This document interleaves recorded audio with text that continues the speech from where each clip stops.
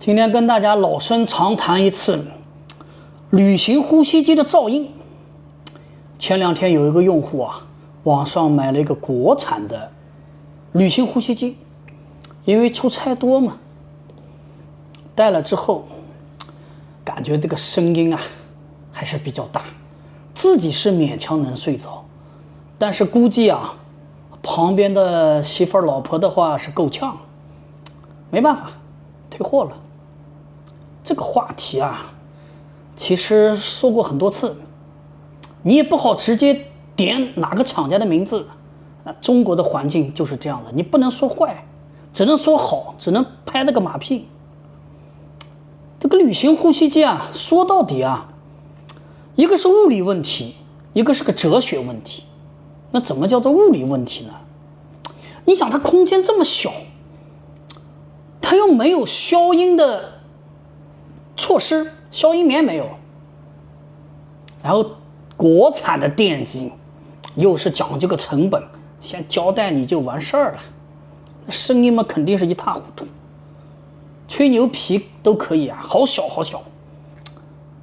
电商就这点不好，光看外观，但你不知道到底怎么样。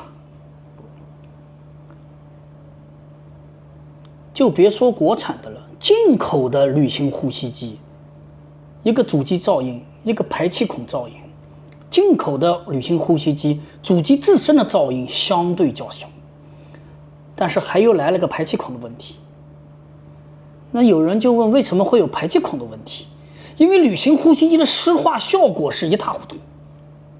我经常讲，如果你打算买旅行呼吸机，你先把你家用呼吸机湿度关掉，你看你能不能吃得消，然后你再考虑考虑。